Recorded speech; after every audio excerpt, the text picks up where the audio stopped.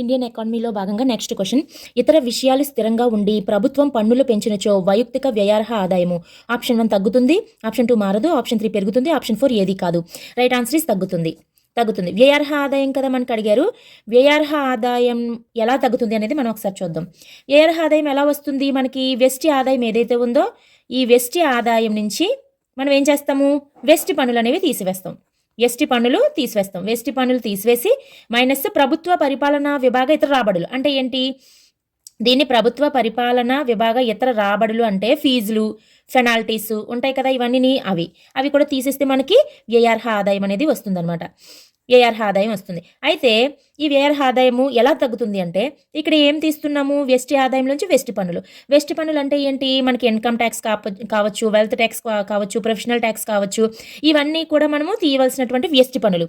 మరి ఎప్పుడైతే ప్రభుత్వము ఈ మిగతావన్నీ స్థిరంగా ఉంచి, పన్నులు ఒక్కటే అన్నారు కదా, అంటే పెనాల్టీలు, రాబడులు, ఫీజులు ఇవన్నీ స్థిరంగా ఉంచి మనకి వెస్టి పన్నులు అంటే సంపద పన్ను కానీ, ఆదాయ పన్ను కానీ, వృత్తి పన్ను కానీ ఇవన్నీ పెంచారనుకోండి, ప్రభుత్వ పన్నులు పెంచారనుకోండి, అప్పుడు వెస్టి ఆదాయంలోంచి మనం పన్నులు ఎక్కువగా తీసివేస్తాం కదా, దానివల్ల ఏమవుతుంది? వ్యయార్హ ఆదాయం అనేది తగ్గుతుంది కదా. కాబట్టి మనకి పన్నులు పెంచినచో ఏమవుతుంది? వ్యయార్హ ఆదాయం తగ్గుతుంది. This is the right answer. Next question. జాతీయ ఆదాయం 5% పెరిగి మరియు జనాభా 2% పెరిగినచో తలసరి ఆదాయం ఎంత శాతం పెరుగును? Right answer is option 2 3%. మనకు ఒక ఫార్ములా ఉంటుంది కదా, ఏంటి? తలసరి ఆదాయ growth rate is equal to జాతీయ ఆదాయ గ్రోత్ రేటు మైనస్ వృద్ధి రేటు మైనస్ జనాభా వృద్ధి రేటు. సో ఇక్కడ జాతీయ ఆదాయ వృద్ధి రేటు అంటే ఎంత వచ్చింది? 5% మైనస్ జనాభా వృద్ధి రేటు అంటే 2%. ఆన్సర్ ఎంత? 3% ఈజ్ ద ఆన్సర్. సో మనకి ఫార్ములా గుర్తుండాలన్నమాట. ఈ ఫార్ములా గుర్తుంటేనే మనం అక్కడ ఆన్సర్ అనేది పెట్టగలం. జాతీయ ఆదాయ వృద్ధి రేటు మైనస్ జనాభా వృద్ధి రేటు ఈజ్వల్ టు తలసరి ఆదాయ వృద్ధి రేటు. 5 - 2 3%. మనకి నేషనల్ ఇన్కమ్లోని కొంచెం ఎక్కువగా బిట్స్ ఉంటాయి, కానీ ఎవరు కూడా కంటిన్యూగా ఇదే లెసన్ పెడుతున్నారని చెప్పేసి అనుకోవద్దు. కొంచెం ఎక్కువ టైము ఒక వీడియోకి పెట్టి నేను చేస్తాను. అలా చేయడం వల్ల తొందరగా నేషనల్ ఇన్కమ్ కంప్లీట్ అయిపోద్ది. నేషనల్ ఇన్కమ్ తర్వాత గ్రోత్ అండ్ డెవలప్మెంట్, తర్వాత ద్రవ్యం బ్యాంకింగ్లోకి వెళ్ళడం జరుగుతుంది. గ్రోత్ అండ్ డెవలప్మెంట్ ఎక్కువగా ఉండవు, బిట్స్ చాలా తక్కువ ఉంటాయి, ఒక 2 వీడియోస్లో కంప్లీట్ అయిపోతాయి. తర్వాత ద్రవ్యం బ్యాంకింగ్ మళ్ళీ ఎక్కువగా ఉంటుంది. కానీ ఇలా ప్రతి బిట్టు కూడా మనకి ప్రతి ఆప్షన్ కూడా క్లారిటీగా తెలుసుకుంటే మనము ఎగ్జామినేషన్ హాల్లోకి వెళ్ళిన తర్వాత టెన్షన్ పడాల్సిన అవసరం ఉండదు. క్వశ్చన్ పేపర్ చూసిన వెంటనే ఇవి మనకి తెలిసినవే అని 4 ఆప్షన్స్లో కన్ఫ్యూజన్ అనేది రాదు. ఫస్ట్ ఆఫ్ ఆల్ మనం పర్ఫెక్ట్గా ఆన్సర్ చేయగలుగుతాం. అందుకే మనం బిట్స్ ఎప్పుడు ప్రాక్టీస్ చేసేటప్పుడు మనం ఆన్సర్ తెలుసుకున్నామా వెళ్ళిపోయామా అని ఉండకూడదు. బిట్ ప్రాక్టీస్ అనేది ఎలా ఉండాలి? ఆన్సర్తో పాటు రిమైనింగ్ 3 ఆప్షన్స్ కూడా దేనికి సంబంధించినవో మనకి తెలియాలి. అప్పుడే మనము క్లారిటీగా ఎగ్జామినేషన్ హాల్లోని కరెక్ట్గా ఆన్సర్ చేయగలుగుతాం అనమాట. సో నేను కంటిన్యూ అనేది చేస్తాను, ఎక్కడ ఆపను. నేను కూడా ప్రిపేర్ అవుతున్నాను కాబట్టి నాకు కూడా ప్రాక్టీస్ అవుతుంది. కాబట్టి నేను ఎట్టి బస్సులో కూడా ఆపడం అనేది జరగదు. ఫిబ్రవరి వరకు కూడా పెడుతూనే ఉంటాను. మధ్యలో మనకి సర్వే పెడతాను, అలాగే ఇండియన్ బడ్జెట్ కూడా పెడతాను. అలాగే సైన్స్ అండ్ టెక్నాలజీలోకి వచ్చేటప్పటికి కొన్ని టాపిక్స్ అవి బిట్స్ కాకుండా ముందు నేషనల్ పార్క్స్ అని, వైల్డ్ లైఫ్ శాంచురీస్ అని ఇలాంటివి కొన్ని మీకు చిన్న షార్ట్స్ రూపంలో కానీ లేదంటే వీడియోస్ కానీ చేస్తాను. దాంతోపాటు పాలిటీకి వచ్చేటప్పటికి ఇంపార్టెంట్గా బిట్స్ ఎలాగ కవర్ చేస్తాను. పాలిటీ ముందుగా మనకి ఆర్టికల్స్ను 1 to లాస్ట్ 395 ఆర్టికల్, మనకి లాస్ట్ ఎన్ని ఆర్టికల్స్ ఉన్నాయో ఆర్టికల్స్ వరకు సబ్ క్లాజులతో సహా ఆర్టికల్స్. అదేవిధంగా అమెండ్మెంట్ యాక్ట్స్ ఉంటాయి కదా, అవి నేను ముందు వీడియోస్ చేస్తాను. ఎందుకంటే అవి చాలా important. Cases, articles and amendment acts ఈ మూడు అయిపోవాలి. అప్పుడు పాలిటీ బిట్స్ అనేవి స్టార్ట్ చేస్తాను. ఆ 3 మాత్రం నేను క్లియర్గా నోట్స్లో రాసుకొని అది వీడియో చేసి మీకు పెడతాను. సైన్స్ అండ్ టెక్నాలజీ కూడా అలాగే కొన్ని మెయిన్ టాపిక్స్ ఉంటాయి అన్నమాట. అవి ఎలా ఉంటుందంటే మనం చదువుకునేటప్పుడు అవి టేబుల్స్లా ఉండటము, లేదంటే చదివిన వెంటనే డ్రైగా ఉండడం వల్ల మైండ్కి మనం క్యాచ్ చేయకపోవడం ఉండడం వల్ల అవి పక్కన పెడతాం, తర్వాత చదువుదాంలే అనుకుంటాం. కానీ అవి ఎగ్జామినేషన్ టైం వచ్చేస్తుంది కానీ అవి ఉండిపోతాయి. అలాంటివి ఇబ్బంది పడకుండా ఉండడం కోసం నేను అవన్నీ కూడా చిన్న వీడియోస్ రూపంలో తీసి పెడతాను. ఓకేనా. నెక్స్ట్ క్వశ్చన్కి వచ్చేటప్పటికి బాగా తరుగుతున్న ధరలలో నామమాత్రపు ఆదాయం కంటే వాస్తవ ఆదాయం ఎలా ఉంటుంది? తగ్గును, మారదు, పెరుగుతుంది. ఆప్షన్ 4 ఏది కాదు. రైట్ ఆన్సర్ ఇస్ పెరుగుతుంది. బాగా అంటే తగ్గుతున్న ధరలలో నామమాత్రపు ఆదాయం కంటే వాస్తవ ఆదాయము అంటే నామమాత్రపు ఆదాయం అంటే ఏంటి? మనకి మార్కెట్ ధరలో, మార్కెట్ ప్రైస్. వాస్తవ ఆదాయం అంటే ఫ్యాక్టర్ కాస్ట్, రియల్ ప్రైస్ అనమాట. వాస్తవ ఆదాయం, వాస్తవ జాతీయ ఆదాయం అంటాము, అండ్ ఇదేమో నామమాత్రపు జాతీయ ఆదాయము అంటాం. అంటే ఇక్కడ ఎన్ఎన్పి ఎన్ఎన్పి ఫ్యాక్టర్ కాస్ట్ అనేది వాస్తవ జాతీయ ఆదాయం, ఎన్ఎన్పి మార్కెట్ ప్రైస్ అనేది మనకి నామమాత్రపు జాతీయ ఆదాయం ప్రస్తుత ధరలలో లెక్కించడం జరుగుతుందన్నమాట. అయితే నామమాత్రపు జాతీయ ఆదాయం ఏమన్నాడు, తగ్గుతుందన్నాడు. ఎప్పుడైతే నామమాత్రపు జాతీయ ఆదాయం తగ్గుతుందో మనకి స్థిర ధరలలో వాస్తవ ఆదాయం అనేది ఎలా కనిపిస్తుంది, పెరుగుతుంది కదా కంపల్సరిగానా. ఇది సో ఇక్కడ నామమాత్రపు ఆదాయం కంటే వాస్తవ ఆదాయం అనేది ఏమవుతుంది, పెరుగుతుంది. అందుకే మనకి స్థిర ధరలలో తీసుకుంటారు ఏదైనా జాతీయ ఆదాయాన్ని. ఎందుకనంటే ప్రస్తుత ధరలలో జాతీయ ఆదాయం లెక్కించినప్పుడు అది ఒక వస్తువు ధర బేస్ ఇయర్లో ఒక 100 రూపాయలు ఉండి ఇప్పుడు అదే వస్తువు ఇక్కడ 500 రూపాయలు ఉందనుకోండి, ఆటోమేటిక్గా మనకి జాతీయ ఆదాయంలో అమౌంట్ అనేది పెరిగిపోద్ది. అమౌంట్ పెరిగితే మనం ఏమనుకుంటాము, జాతీయ ఆదాయం పెరిగిపోయింది అంటే ప్రొడక్షన్ కూడా పెరిగిపోయిందేమో అనుకుంటాం. కానీ కాదు, ధరలు పెరగడం వల్ల కూడా ప్రొడక్షన్ అంతే ఉంది సేమ్, కానీ ధరలు ఎక్కువ అయిపోవడం వల్ల జాతీయ ఆదాయం ఎక్కువైనట్టుగా మనకి కనిపిస్తుంది. అందుకని మనం ఏం చేస్తాము, వాస్తవ జాతీయ ఆదాయాన్ని లెక్కలోకి తీసుకుంటాం అనమాట. అంటే బేస్ ఇయర్లో ఏవైతే ఉందో దాని ప్రకారమే ఇప్పుడు పెరిగిందా లేదా అనేది క్యాలిక్యులేట్ చేయడం జరుగుతుంది. సో ఇక్కడ నామమాత్రపు ఆదాయము అంటే మార్కెట్ ప్రైజ్లు, ఇవి ధరలు తగ్గుతూ ఉన్నాయంట. ధరలు పెరగకుండా తగ్గుతూ ఉన్నప్పుడు దీనికంటే వాస్తవ ఆదాయం అనేది పెరుగుతుంది. నెక్స్ట్ క్వశ్చన్, తరుగుదల ధనాత్మకంగా ఉన్నచో స్థూల జాతీయ ఉత్పత్తి ఏమవుతుంది. తరుగుదల అంటే డిప్రిషియేషన్, ఇది పాజిటివ్గా ఉంటే స్థూల జాతీయ ఉత్పత్తి అన్నారు. స్థూల అంటే జాతీయ ఉత్పత్తి అంటే జిఎన్పి అనేది తరుగుదల పాజిటివ్గా ఉంటే జిఎన్పి అనేది ఏమవుతుంది అని అడుగుతున్నాడు. యాక్చువల్గా తరుగుదల ఎందులో ఉంటుంది, జీడిపిలో ఉంటుంది. జీడిపిలో తరుగుదల ఉంటుంది. జీడిపిలోంచి డిప్రిషియేషన్ తీసేస్తే మనకి జిఎన్పి వస్తుంది. ఇక్కడ ఏమన్నారు, పాజిటివ్గా ఉంటే అన్నారు. అంటే ఇక్కడ జీడిపి, ఇక్కడ మైనస్ డిప్రిషియేషన్ ఇక్కడ ఏంటి, మనకి జీడిపిలోంచి డిప్రిషియేషన్ తీసేస్తే జిఎన్పి వస్తుంది. ఇది జిఎన్పి. అయితే జిఎన్పి ఏమవుతుందని అడిగాడు కదా. అయితే ఆప్షన్స్ ఏమి ఇచ్చాడన్నది చూసుకొని మనం దాన్ని బట్టి క్యాలిక్యులేషన్ చేయాలి. ఒకసారి ఆప్షన్స్ చూద్దాం. ఆప్షన్ 1 నికర జాతీయోత్పత్తి కన్నా తక్కువ ఉంటుంది. ఆప్షన్ 2 నికర జాతీయోత్పత్తి కన్నా సమానంగా ఉంటుంది. ఆప్షన్ 3 నికర జాతీయోత్పత్తి కన్నా ఎక్కువగా ఉంటుంది. ఆప్షన్ 4 నికర జాతీయోత్పత్తి తక్కువగా కానీ సమానంగా కానీ ఉంటుంది. ఇక్కడ నికర జాతీయోత్పత్తి అంటే ఏంటి, ఎన్ఎన్పి కన్నా ఏమన్నారు, జిఎన్పి తక్కువగా ఉంటుందంట. అంటే ఎన్ఎన్పిఏ ఎక్కువగా ఉంటుందని చెప్పడం జరిగింది. సెకండ్ ఆప్షన్ ఏంటి, నికర జాతీయోత్పత్తి అంటే ఎన్ఎన్పి కన్నా సమానంగా ఉంటుంది, అంటే ఈక్వల్ టు జిఎన్పి ఉంటుందని చెప్తున్నారు. నెక్స్ట్ నికర జాతీయోత్పత్తి కన్నా ఎక్కువగా ఉంటుంది, అంటే ఎన్ఎన్పి లెస్ దెన్ జిఎన్పి ఉంటుందని చెప్తున్నారు. ఇక్కడ నికర జాతీయోత్పత్తి తక్కువగా కానీ సమానంగా కానీ అంటే ఏంటి, ఎన్ఎన్పి దీనికన్నా జిఎన్పి తక్కువగా కానీ సమానంగా కానీ అంటే greater than or equal to GNP అనమాట. ఇలా ఉంటుందని చెప్పడం జరుగుతుంది. ఇక్కడ ఏమన్నారు క్వశ్చన్లోని, తరుగుదల అనేది ధనాత్మకంగా ఉన్నచో జీడిపిలో మనకి తరుగుదల ఇక్కడ చూడండి, ఇక్కడ మనకి జిఎన్పి కదా ఇచ్చాడు. మన క్వశ్చన్ని బట్టే ఆన్సర్ అనేది క్యాలిక్యులేట్ చేయాలి. మన నేషనల్ ఇన్కంలో మాత్రము మనం ఏది గుర్తుపెట్టుకుందామంటే అది పర్టికులర్గా ఆ క్వశ్చన్లో రాకపోవచ్చు. క్వశ్చన్ని బట్టి మనం ఆన్సర్ తేగలగాలి. ఎందుకంటే దీంట్లో చాలా రకాలైన ఆప్షన్స్ ఉంటాయి. మనం ఏ విధంగా చేసినా అక్కడ ఆప్షన్స్ని బట్టే మనం చూసుకొని క్యాలిక్యులేషన్ చేయాలన్నమాట. ఇప్పుడు జిఎన్పికి వచ్చేటప్పటికి ఇక్కడ జిఎన్పిలోని మైనస్ డిప్రిషియేషన్ అంటే ఫస్ట్ లెటర్ చేంజ్ అవుతుంది, second letter first letter change అవుతుంది. సో ఫస్ట్ లెటర్ చేంజ్ అయితే ఎన్ఎన్పి వస్తుంది కదా. అయితే ఇప్పుడు మైనస్ డిప్రిషియేషన్ అన్నాడు. డిప్రిషియేషన్ పాజిటివ్గా ఉంది అంటే డిప్రిషియేషన్ ఇప్పుడు ఫర్ ఎగ్జాంపుల్ జిఎన్పి అనేది ఒక 5 అనుకోండి, 5 మైనస్ డిప్రిషియేషన్ పాజిటివ్గా ఉంది కాబట్టి ఒక 1 అనుకోండి. ఎన్ఎన్పి ఏమైంది, 4 వచ్చింది. అంటే ఇక్కడ ఎన్ఎన్పి కన్నా జిఎన్పి ఏమైంది, ఎక్కువగానే కదా ఉంది. ఇది ఎన్ఎన్పి, ఇది జిఎన్పి. ఇక్కడ ఎన్ఎన్పికి జిఎన్పికి రిలేషన్ చెప్పాడు. ఇక్కడ ఏది ఎక్కువగా ఉంది, జిఎన్పి ఎక్కువగా ఉంది. సో జిఎన్పి ఎక్కువ ఎక్కడుంది ఆప్షన్స్లోని, ఇక్కడ ఎన్ఎన్పి ఎక్కువగా చూపిస్తుంది, ఇక్కడ సమానంగా చూపిస్తుంది, ఇక్కడ జిఎన్పి ఎక్కువగా చూపిస్తుంది. సో ఇక్కడ మనకి GNP is the right answer. ఇక్కడ third option is the right answer. ఓకేనా. ఇక్కడ మనకి తరుగుదల పాజిటివ్గా ఉన్నచో స్థూల జాతీయోత్పత్తి అన్నాడు, జిఎన్పి ఏమవుతుంది అని అడిగాడు. మనకి ఆన్సర్స్ ఎందులో ఇచ్చాడు, ఎన్ఎన్పిలో ఇచ్చాడు. అంటే జిఎన్పిలోంచి డిప్రిషియేషన్ తీసిస్తే ఎన్ఎన్పి వస్తుంది. ఇప్పుడు దీనికి ఎగ్జాంపుల్గా మనం ఇక్కడ జిఎన్పి 5 రూపీస్ అని తీసుకోండి, డిప్రిషియేషన్ 1 రూపీ అని తీసుకోండి, తీస్తే 4 రూపీస్ వచ్చింది. ఇప్పుడు ఇది జిఎన్పి, ఇది ఎన్ఎన్పి. మరి జిఎన్పి ఎక్కువగా ఉందా, ఎన్ఎన్పి ఎక్కువగా ఉందా, జిఎన్పి ఎక్కువగా ఉంది. జిఎన్పి ఎక్కువ ఏ ఆప్షన్లో ఉంది, థర్డ్ ఆప్షన్లో ఉంది. So third option is the right answer. Next question, ఇతర విషయాలు స్థిరంగా ఉండి భారతదేశ వ్యాపారవేత్తలు ఇతర దేశాలలో పెట్టుబడి పెంచడం వల్ల ఆదాయం పెరిగితే ఆప్షన్ 1 స్థూల జాతీయోత్పత్తి పెరుగుతుంది, ఆప్షన్ 2 స్థూల జాతీయోత్పత్తి పెరుగును, ఆప్షన్ 3 స్థూల జాతీయోత్పత్తి మరియు స్థూల దేశీయోత్పత్తి 2 పెరుగును, ఆప్షన్ 4 స్థూల జాతీయోత్పత్తి పెరుగును కానీ స్థూల దేశీయోత్పత్తి తగ్గును. ఇక్కడ ఆన్సర్ ఈజ్ ఫస్ట్ ఆప్షన్. ఇక్కడ 2 పెరుగుతుందనే ఇచ్చాడు. ఇక్కడ తగ్గుననేదో అయ్యి ఉంటది మేబీ. ఓకే. ఇక్కడ first option is the right answer. స్థూల జాతీయోత్పత్తి అంటే జీఎన్‌పీ పెరుగుతుంది. ఇక్కడ ఏమన్నాడు, ఇతర విషయాలు స్థిరంగా ఉండి భారతదేశ వ్యాపారవేత్తలు ఇతర దేశాలలో పెట్టుబడి పెంచారనుకోండి. మన ఇండియా యొక్క వ్యాపారవేత్తలందరూ వేరే దేశానికి వెళ్ళి పెట్టుబడులు ఎక్కువగా పెట్టి దానివల్ల ఆదాయం పెరిగితే ఏమవుతుంది అంటున్నారు. స్థూల జాతీయోత్పత్తి. ఇప్పుడు మనకి ఏంటి జీడీపీ అనుకోండి. అంటే స్థూల దేశీయోత్పత్తి చూసామనుకోండి. అది ఇండియా బౌండరీస్‌లో ఇండియా బౌండరీస్ని సరిహద్దుల్ని మనం ఆధారంగా చేసుకుంటాం జీడిపి లెక్కించేటప్పుడు. ఇండియాలో ఉన్నది భారతీయుల ఇతర దేశీయుల అనేది చూడం. ఇండియాలో మొత్తం జరిగే వస్తు సేవల ఉత్పత్తి విలువని జాతీయ ఆదాయంగా జీడిపిగా లెక్కిస్తాం.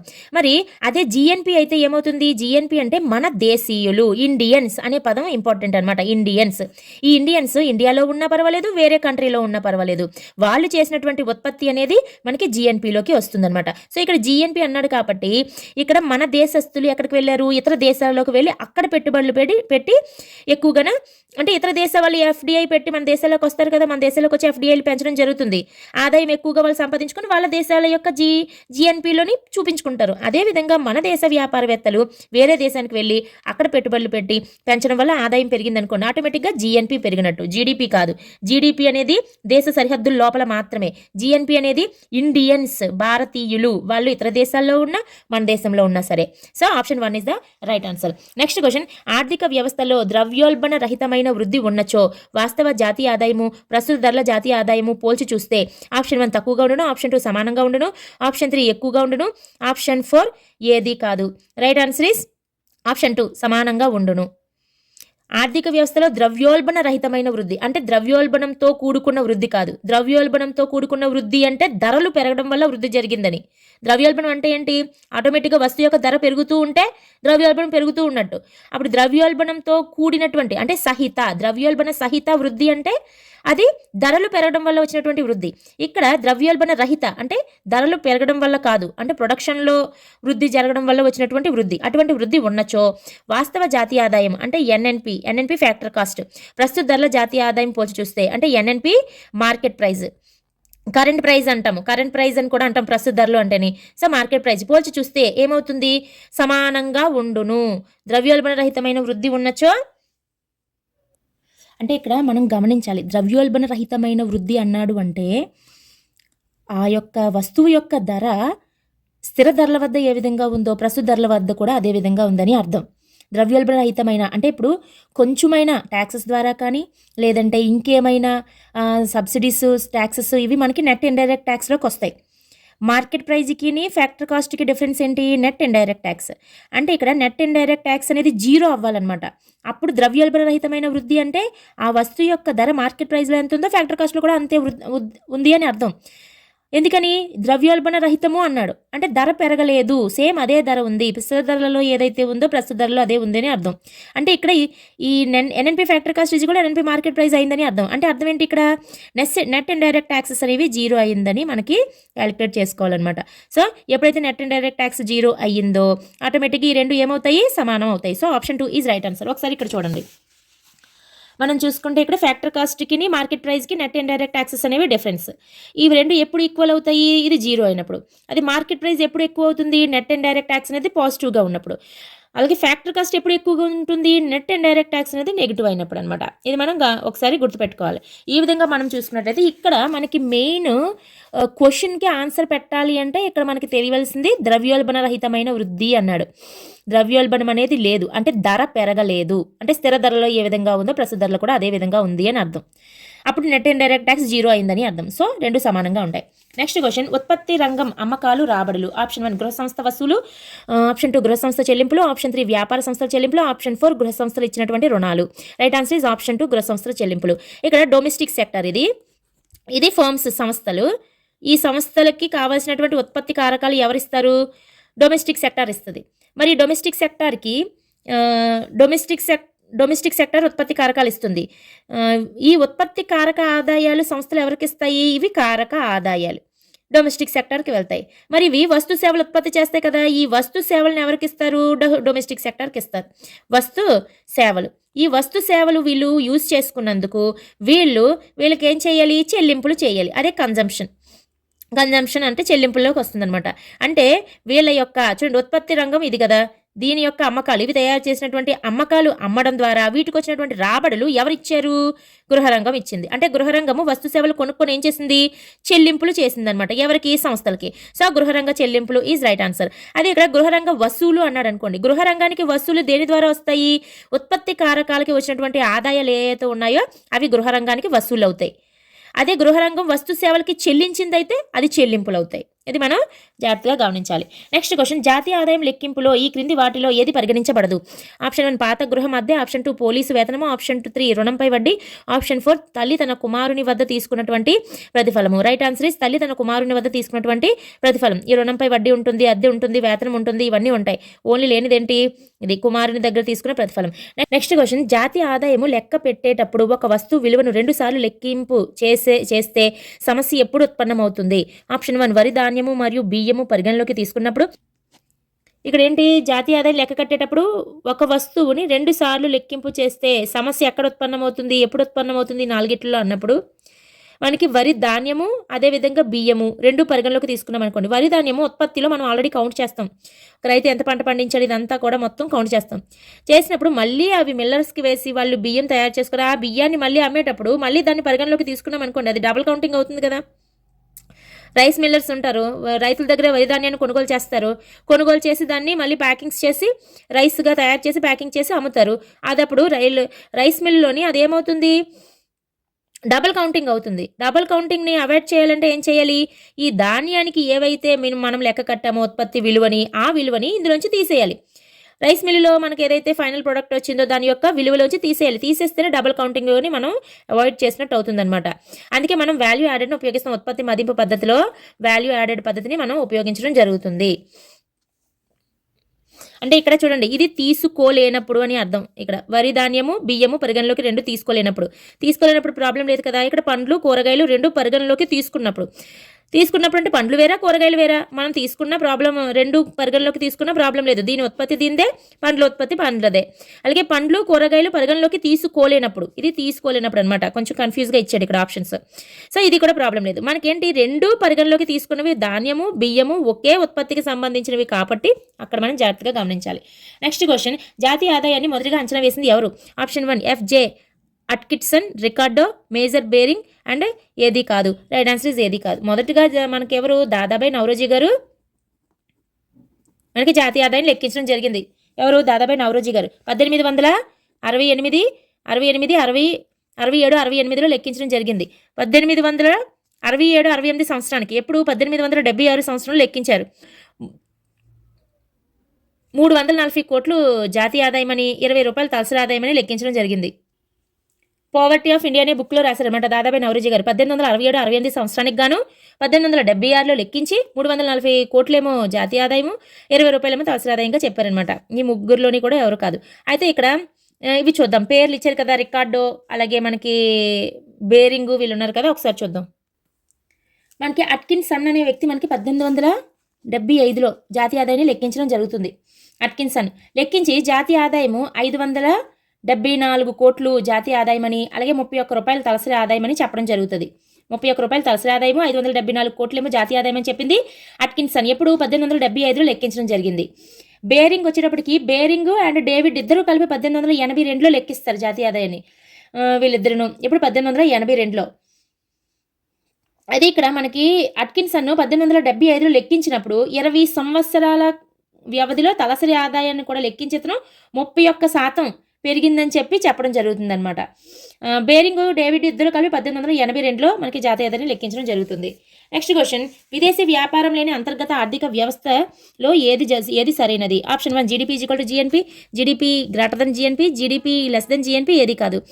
Right answer is option 1. మనకి అంటే ఇక్కడ అంతర్గత వ్యాపారం లేని విదేశీ వ్యాపారం లేని అంతర్గత ఆర్థిక వ్యవస్థ. విదేశీ వ్యాపారము అంటే ఏంటి? ఎక్స్పోర్ట్స్ అండ్ ఇంపోర్ట్స్ ఇవేమీ లేనివి అనమాట. ఎక్స్పోర్ట్స్ ఇంపోర్ట్స్ లేనిది అంటే మనకి క్లోజ్డ్ ఎకానమీ అంటాం మనం. క్లోజ్డ్ ఎకానమీ అని చెప్పడం జరుగుతుందన్నమాట. అప్పటి వరకు అంటే 1990s వరకు కూడా మనకి ఈ క్లోజ్డ్ ఎకానమీలోనే ఉండేది ఇండియా.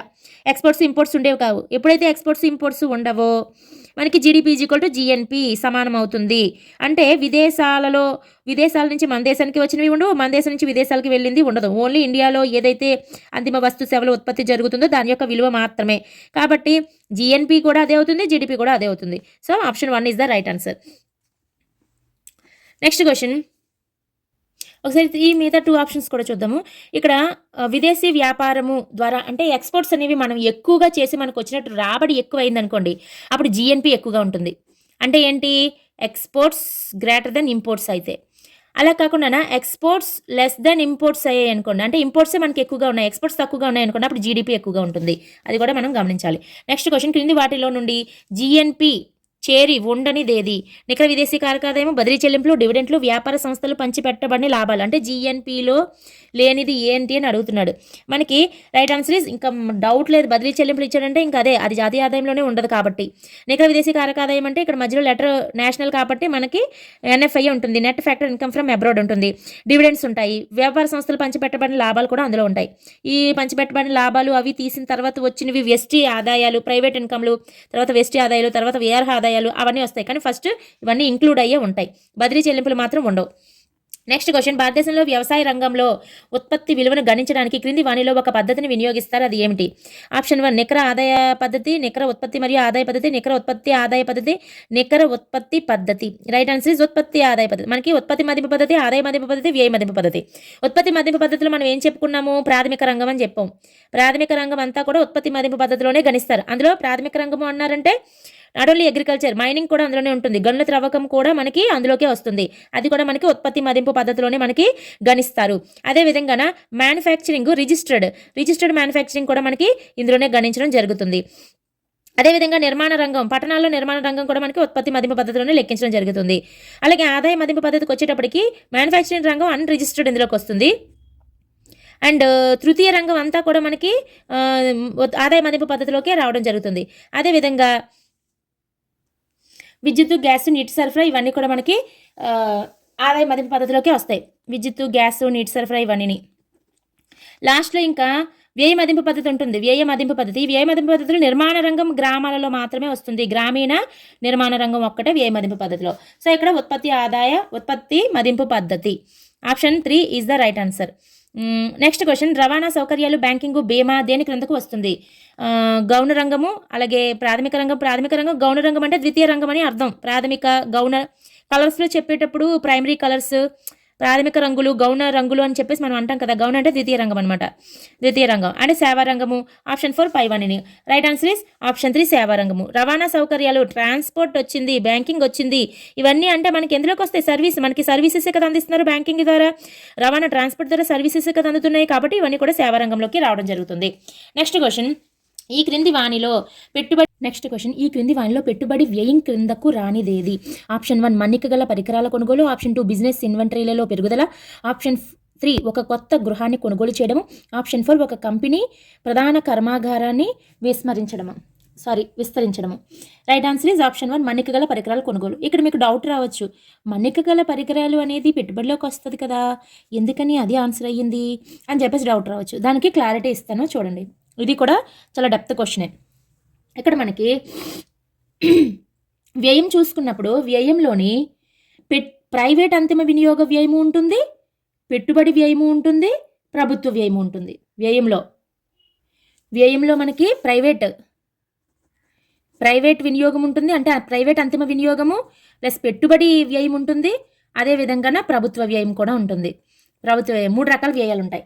ఇందులో ప్రైవేట్ అంతిమ వినియోగ వ్యయం కన్జంప్షన్ ఏంటి వస్తుంది అంటే మనకి వినియోగించే వస్తువులు ఉంటాయి కదా, ఆ వస్తువులు సేవలపై గృహరంగము లాభ ఉద్దేశంలోని స్వచ్ఛంద సంస్థలు, అంటే గృహరంగము స్వచ్ఛంద సంస్థలు చేసే వ్యయం అనమాట ఇందులో ఉంటాయి. అవి ఏంటంటే గృహరంగం అనగానే మనకు గుర్తుకు రావాల్సినవి ఏంటి? సబ్బులు, టూత్ పేస్టులు, మన్నిక లేనటువంటి ఆహారము, వీటన్నిటిపై చేసే వ్యయము వస్తుంది. నెంబర్ 2 మన్నిక లేనివి వస్తాయి, అంటే నాన్ డ్యూరబుల్ గుడ్స్. మన్నిక గలవి కూడా వస్తాయి, డ్యూరబుల్ గుడ్స్. అంటే ఇవి మన్నిక గలవి ఇప్పుడు మాట్లాడుకున్నాం కదా. ఆప్షన్ 1 మన్నిక గలవైనటువంటి డ్యూరబుల్ గుడ్స్, టీవీ, ఫర్నిచర్స్, అలాగే కార్లు, బైక్లు, ఏసీలు, ఇవన్నీ కూడా డ్యూరబుల్ గూడ్స్లోకి వస్తాయి. అంటే ఇది ఎందులోకి వచ్చినట్టు? ఇప్పుడు ఇది ప్రైవేట్ అంతిమ వినియోగ వ్యయంలోకి వచ్చింది, అంతేగాని పెట్టుబడి వ్యయంలోకి రాలేదు. ఇంకా ప్రైవేట్ అంతిమ వినియోగ వ్యయంలో రవాణా సేవలు, వైద్య సేవలు లాంటి సేవలపై చేసే ఖర్చు కూడా వస్తుంది.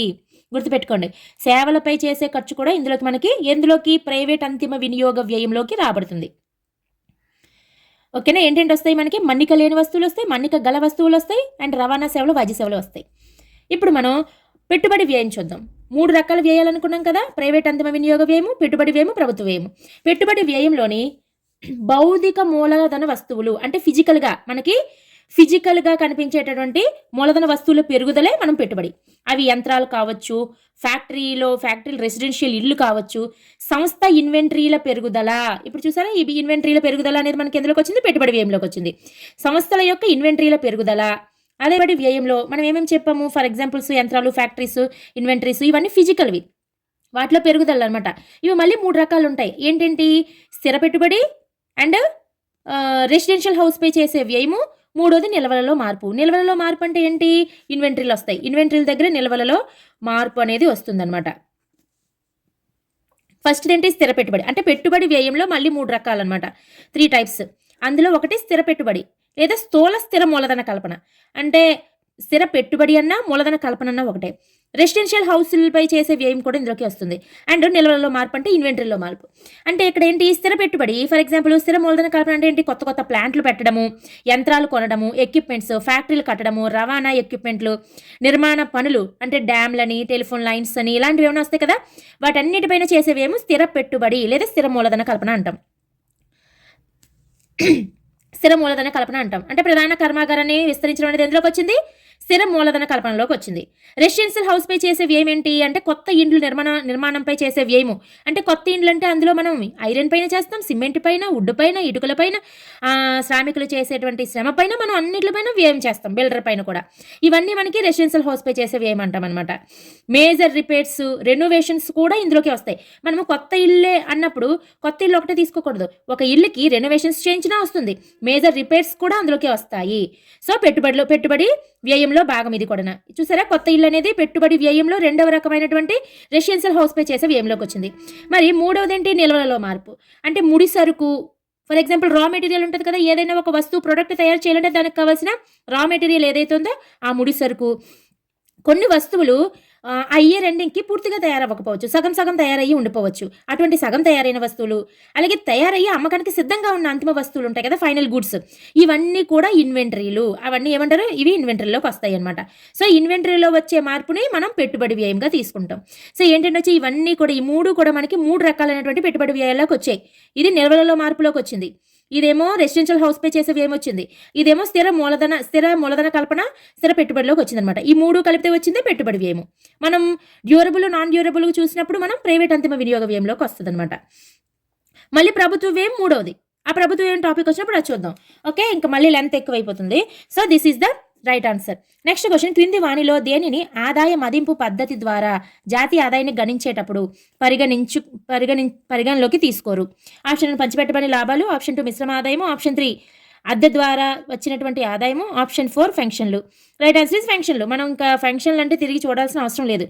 దీని వలన జీఎన్పీ జీడీపీని అధిగమిస్తుంది. ఆప్షన్ 1 బదిలీ చెల్లింపులు, ఆప్షన్ 2 ప్రభుత్వమేమో, ఆప్షన్ 3 మొత్తం పన్నులు, ఆప్షన్ 4 స్థూల పెట్టుబడికి నికర పెట్టుబడికి మధ్య తేడా. రైట్ ఆన్సర్ ఇస్ ఆప్షన్ 4 స్థూల పెట్టుబడికి నికర పెట్టుబడికి మధ్య గల తేడా అనేది జీఎన్పీకి జీడీపీకి మధ్య డిఫరెన్స్ అనమాట, అధిగమిస్తుంది. ఈ రెండింటి మధ్య తేడా అనేది జీఎన్పీ జీడీపీని అధిగమిస్తుంది. సో మనకి ఇక్కడ ఇప్పుడు మనం ఫస్ట్ ఇంతకుముందు బిట్లో నేను మీకు ఎక్స్ప్లెయిన్ చేశాను పెట్టుబడి వ్యయంలో స్థూల పెట్టుబడి గురించి. అయితే ఇక్కడ పెట్టుబడి వ్యయం గురించి మాట్లాడినప్పుడు స్థిర పెట్టుబడి, రెసిడెన్షియల్ హౌస్ పై చేసే వ్యయము, నిల్వలలో మార్పు అని 3 రకాలుగా చెప్పడం జరిగింది. ఏంటంటే స్థిర పెట్టుబడి ఒకటి, ప్లస్ రెసిడెన్షియల్ హౌస్లపై చేసేటువంటి వ్యయం ఒకటి, అదే విధంగా 3వది ఏంటి? ఇన్వెంటరీలో మార్పు. ఈ 3 మనకి కలిపితే వచ్చే వ్యయం, ఈ 3 చేసే వ్యయాన్ని మనం ఏమంటాము? పెట్టుబడి వ్యయం అంటాము. దాన్ని స్థూల పెట్టుబడి అని కూడా అంటాము, స్థూల పెట్టుబడి అంటాం. ఈ స్థూల పెట్టుబడి ఏదైతే ఉందో ఈ స్థూల పెట్టుబడిలో కూడా మనకి ఇందులో ఫర్ ఎగ్జాంపుల్ ఇక్కడ మీకు చూసుకున్నారనుకోండి, స్థిర పెట్టుబడి దగ్గర, స్థిర పెట్టుబడిలో మనకి యంత్రాలు, యంత్ర పరికరాలు, ఫ్యాక్టరీలు ఇవన్నీ వస్తాయి. అలాగే రెసిడెన్షియల్ హౌస్లు అంటే ఇల్లులు కూడా వస్తాయి. ఇవన్నీ ఏంటి? తరుగుదలకు లోనవుతుంటాయి కదా కొంతవరకును. ఇన్వెంటరీలో మార్పు కావచ్చు, ఏదైనా సరే అరుగు తరుగుదలకు లోన్ అవుతుంది కదా. సో ఇది స్థూల పెట్టుబడి. ఇందులోంచి ఏదైతే తరుగుదలకు లోన్ అయిందో ఆ డిప్రిషియేషన్ చేసేస్తే నికర పెట్టుబడి వస్తుంది, నికర పెట్టుబడి రాబడుతుంది. సో ఇక్కడ స్థూల పెట్టుబడికి నికర పెట్టుబడికి మధ్య తేడా ఏంటి? డిప్రిషియేషన్. స్థూల పెట్టుబడికి నికర పెట్టుబడికి మధ్య తేడా తరుగుదల. ఆ పెట్టుబడికి నికర పెట్టుబడికి మధ్య తేడా ఏంటి? డిప్రిషియేషన్. తరుగుదల అనేది తేడా. స్థూల పెట్టుబడిలోంచి తరుగుదల తీసిస్తే నికర పెట్టుబడి వస్తుంది. అంటే నికర పెట్టుబడి కన్నా స్థూల పెట్టుబడి ఎక్కువగా ఉందని అర్థం. తరుగుదల పాజిటివ్గా ఉంటే అంటే స్థూల పెట్టుబడి గ్రేటర్ దెన్ నికర పెట్టుబడి. ఎప్పుడు? తరుగుదల డిప్రిషియేషన్ ఈజ్ పాజిటివ్ అయినప్పుడు. స్థూల పెట్టుబడి లెస్ దెన్ నికర పెట్టుబడి అంటే డిప్రిషియేషన్ నెగిటివ్లో ఉన్నప్పుడు. స్థూల పెట్టుబడి ఈజ్ ఈక్వల్ టు నికర పెట్టుబడి అంటే డిప్రిషియేషన్ 0 అయినప్పుడు. 3 రకాలుగా అనమాట. ఇప్పుడు డిప్రిషియేషన్ పాజిటివ్ అయినప్పుడు ఏమైంది? స్థూల పెట్టుబడి ఉంది, ఎక్కువగా అయింది. ఇప్పుడు ఇక్కడ జిఎన్పి అనేది జీడిపిని అధిగమించాలి. జిఎన్పి అధిగమించాలి అంటే నేషనల్. జిఎన్పి అంటే నేషనల్ కదా. నేషనల్ అంటే మనకి నికర పెట్టుబడికి రిలేటెడ్ అనమాట. సో ఇక్కడ నికర పెట్టుబడి ఎక్కడ ఎక్కువగా వచ్చింది? మనకి ఇక్కడ ఎక్కువగా వచ్చింది సెకండ్ కండిషన్. అంటే డిప్రిషియేషన్ ఏమవ్వాలి? నెగిటివ్లో ఉండాలన్నమాట. డిప్రిషియేషన్ నెగిటివ్లో ఉంటుందా? ఉండదు. యాక్చువల్గా ఇక్కడ మనకి చెప్తున్నాం, అంటే ఎక్స్ప్లెనేషన్ అనమాట. డిప్రిషియేషన్ నెగిటివ్లో ఉంటే అప్పుడు నికర పెట్టుబడి ఎక్కువగా ఉంటుంది, నికర పెట్టుబడి ఎక్కువగా ఉంటే జిఎన్పి ఎక్కువగా ఉంటుంది.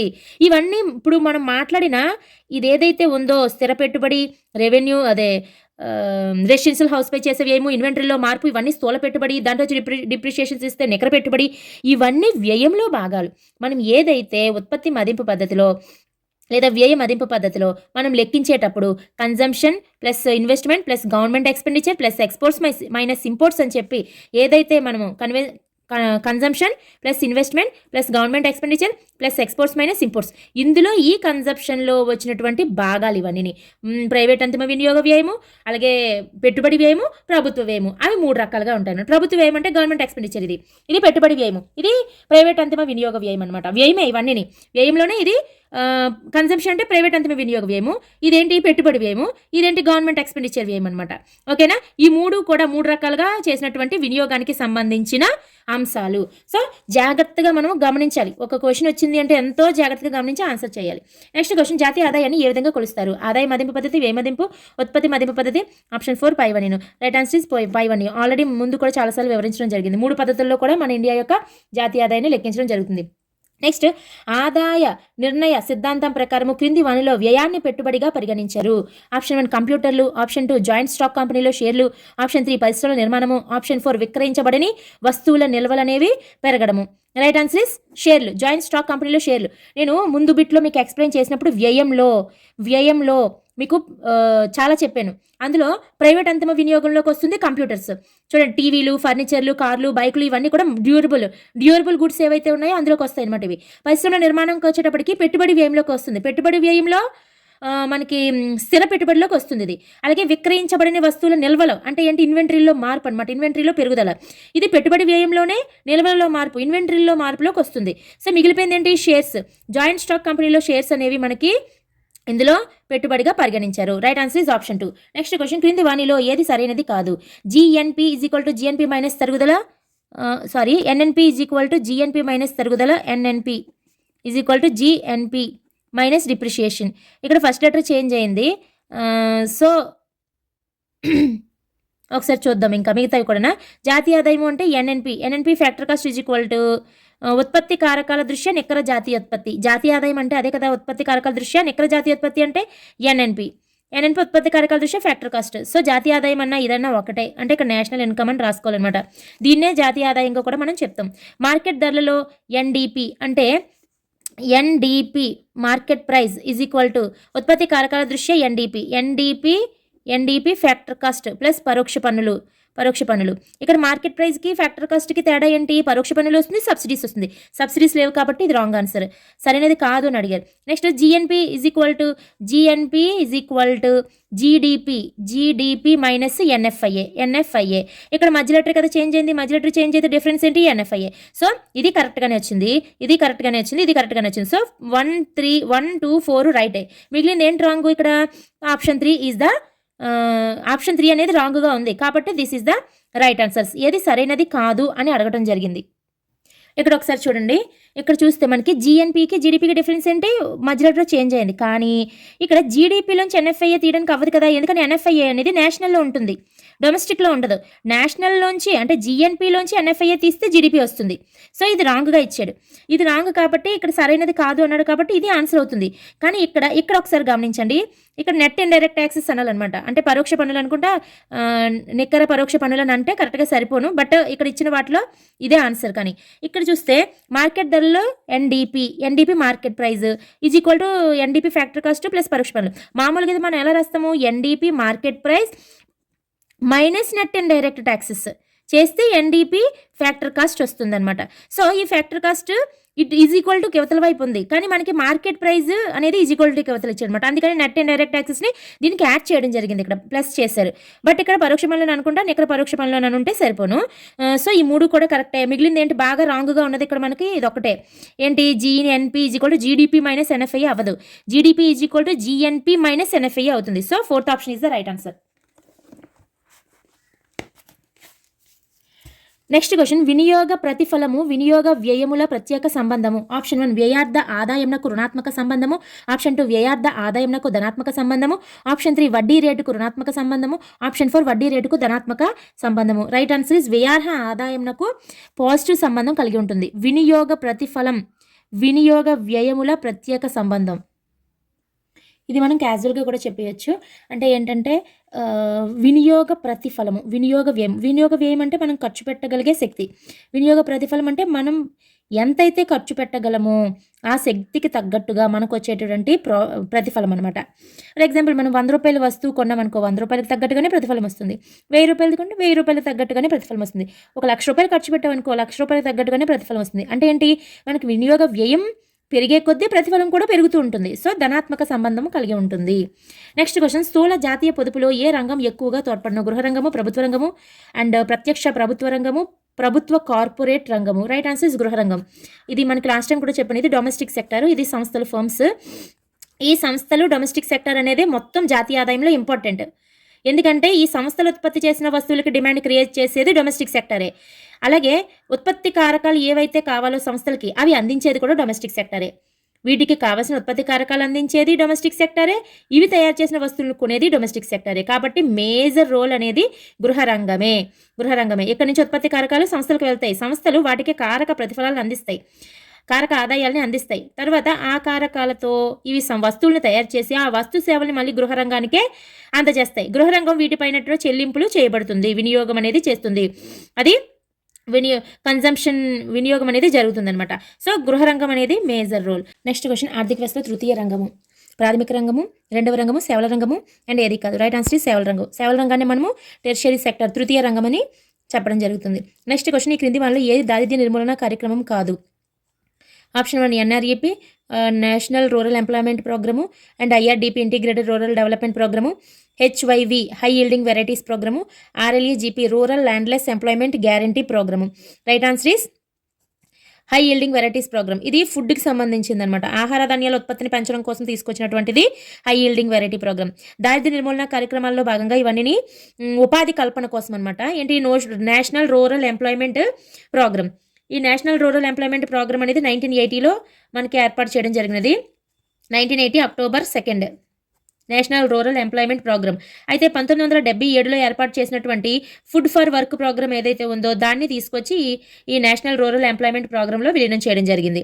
అలాగే IRDP integrated rural development programme, ఇది 1980, ఇది కూడా అక్టోబర్ 2 ఇది కూడా ఏర్పాటు చేయబడింది. అయితే ఫస్ట్ ఇది 1978లో ప్రయోగాత్మకంగా స్టార్ట్ చేశారు. దేశవ్యాప్తంగా 1980 అక్టోబర్ 2 స్టార్ట్ చేశారనమాట. మొత్తం అయితే ఫస్ట్ 2300 బ్లాకుల్లో ప్రారంభించి స్టార్టింగ్ ప్రయోగించిన తర్వాత ఆ తర్వాత 80 అక్టోబర్ 2 దేశం మొత్తం వ్యాప్తి చేయడం జరిగింది. ఈ ఐఆర్డిపి ప్రోగ్రాంలోని TRYSEM plus SITRA SITRA plus GKY Ganga Kalyan Yojana plus million wells scheme, ఇవన్నీ కూడా మనకి ఐఆర్డిపిలో విలీనం చేయడం జరిగింది. Next RLEGP rural landless employment guarantee programme, ఇది 1983లో తీసుకొచ్చినటువంటి ప్రోగ్రామ్ అనమాట. ఈ రూరల్ ల్యాండ్లెస్ ఎంప్లాయ్మెంట్ గ్యారంటీ ప్రోగ్రాంలో భాగంగా 1 ఇయర్లో 100 days వర్క్ అనేది కల్పించాలి. సో ఇక్కడ మనకి హై ఈల్డింగ్ వెరైటీస్ ప్రోగ్రామ్ ఏదైతే ఉందో ఇది మనకి ఆహార ధాన్యాల ఉత్పత్తికి సంబంధించింది. మిగతా 3 కూడా దారిద్ర్య నిర్మూలనకై ఉపాధి కల్పన కార్యక్రమాలు. So right answer is option 2. Next question, ఒక దేశంలోని చివరి వస్తు సేవల విలువ మొత్తము నికర జాతీయోత్పత్తి, స్థూల జాతీయోత్పత్తి, జాతీయ ఆదాయము అండ్ వ్యయార్హ ఆదాయము. రైట్ ఆన్సర్ ఈజ్ జాతీయ ఆదాయం. చివరి వస్తు సేవలు అంటే అంతు వస్తు సేవల విలువ మొత్తం మనం ఏమనుకున్నాము, జాతీయ ఆదాయము అనుకున్నాము. సో రైట్ ఆన్సర్ ఈజ్ జాతీయ ఆదాయం, నేషనల్ ఇన్కమ్. నెక్స్ట్ క్వశ్చన్, జాతీయ ఆదాయ లెక్కింపులో ఏది శ్రేష్టమైన పద్ధతి? ఆదాయ మదింపు పద్ధతి, వ్యయాల మదింపు పద్ధతి, ఉత్పాదక పద్ధతి అండ్ ఆదాయం మరియు ఉత్పత్తి కలయిక పద్ధతి. Right answer is option 4. ఆదాయ మదింపు పద్ధతి, ఉత్పత్తి మదింపు పద్ధతి రెండు కూడా మనకి శ్రేష్టమైన పద్ధతులు. మన దేశంలోని 3 పద్ధతులను ఉపయోగిస్తారు, కానీ వాటిలో శ్రేష్టమైన పద్ధతి ఏది అంటే ఆదాయ మదింపు పద్ధతి, ఉత్పత్తి మదింపు పద్ధతి, ఆ రెంటి యొక్క కలయిక పద్ధతి. నెక్స్ట్ క్వశ్చన్, ఒక సంవత్సర కాలంలో జరిగే ఉత్పత్తిని మార్కెట్ నుంచి హెచ్చిస్తే వచ్చే ఆదాయము. ఆప్షన్ 1 వ్యష్టి ఆదాయము, మార్కెట్ ధరలలో ఆదాయము, ఉత్పత్తి కారకాల దృష్ట్యా ఆదాయము, తలసరి ఆదాయము. రైట్ ఆన్సర్ ఈజ్ ఆప్షన్ 3 ఉత్పత్తి కారకాల దృష్ట్యా ఆదాయము. ఒక సంవత్సర కాలంలో జరిగే ఉత్పత్తి అంటే అంతిమ వస్తు సేవల యొక్క ఉత్పత్తి విలువ ఏదైతే ఉందో ఆ జరిగే ఉత్పత్తిని మార్కెట్ నుండి హెచ్చిస్తే వచ్చే ఆదాయము. అంటే మార్కెట్ ధరల నుంచి హెచ్చిస్తే మనకి ఏంటొస్తుంది, ఉత్పత్తి కారకాల దృష్ట్యా ఆదాయం వస్తుంది. నెక్స్ట్ క్వశ్చన్, జాతీయ ఆదాయాన్ని లెక్కించడానికి మొదటిసారిగా ఏ సంవత్సరాన్ని ఆధార సంవత్సరంగా తీసుకున్నారు? ఆప్షన్ 1 1960, 61, 80, 81, 48, 49, 70, 71. Right answer is 1948, 49. 48, 49ని జాతీయ ఆదాయాన్ని లెక్కించడానికి మొదటిసారిగా ఆధార సంవత్సరంగా తీసుకున్నారు. ఇక్కడ ఉన్నవన్నీ కూడా మనకి ఆధార సంవత్సరాలే. అందులో ఫస్ట్ తీసుకున్నది మాత్రము 1948, 49. ఇప్పటి వరకు మనం తీసుకున్నటువంటి ఆధార సంవత్సరాలు 48, 49 ఒకటి, తర్వాత 60, 61, 70, 71, 80, 81 అండ్ 1993, 94 అండ్ 1999, 2000 అండ్ 2004, 5 అండ్ 2011, 12 ఇవన్నీ కూడా ప్రెజెంట్ ఉన్నటువంటి ఆధార సంవత్సరాలు ఇప్పటివరకు తీసుకున్నవి. అందులో ఫస్ట్ తీసుకున్నది 1948, 49ని. 2011, 12 తర్వాత మళ్ళీ ఆధార సంవత్సరాన్ని మారుద్దామని చెప్పేసి అనుకుంటున్నారు. అది ఇంకా ఇంప్లిమెంటేషన్ అయితే రాలేదు. నెక్స్ట్ చూద్దాం అది. ఓకే, నెక్స్ట్ క్వశ్చన్, ఉత్పత్తి కారకాలైన భూమికి బాటకము, శ్రమకు వేతనము, మూలధనానికి వడ్డీ, వ్యవస్థాపనానికి లాభాలను కలపగా వచ్చే ఆదాయము. ఆప్షన్ 1 తలసరి ఆదాయము, మార్కెట్ ధరలలో ఆదాయము, ఉత్పత్తి కారకాల దృష్ట్యా ఆదాయము, ఏది కాదు. రైట్ ఆన్సర్ ఇస్ ఉత్పత్తి కారకాల దృష్ట్యా ఆదాయము. మనకి భూమి, శ్రమ, మూలధనం, వ్యవస్థాపనం వీటిని ఉత్పత్తి కారకాలు అంటారు. వీటికి వచ్చేటువంటి భూమికి మనకి ఏంటొస్తుంది, బాటకం, శ్రమకి ఏంటొస్తుంది, వేతనం, మూలధనానికి ఏంటొస్తుంది, వడ్డీ అండ్ వ్యవస్థాపనానికి ఏంటొస్తుంది, లాభం. వీటిని ఉత్పత్తి కారక ఆదాయాలు అంటారు, వీటిని ఉత్పత్తి కారకాలు అంటారు. సో వీటిని ఏమంటారు, ఉత్పత్తి కారక ఆదాయాలు, ఉత్పత్తి కారకాల దృష్ట్యా ఆదాయము అని చెప్పడం జరుగుతుంది. నెక్స్ట్ క్వశ్చన్, ఒక సంవత్సర కాలంలో ఒక దేశ భౌగోళిక సరిహద్దులలో జరిగే వస్తు సేవల విలువను ఈ విధంగా అంటారు. నికర దేశీయోత్పత్తి, స్థూల దేశీయోత్పత్తి, స్థూల జాతీయోత్పత్తి, నికర జాతీయోత్పత్తి. రైట్ ఆన్సర్ స్థూల దేశీయోత్పత్తి.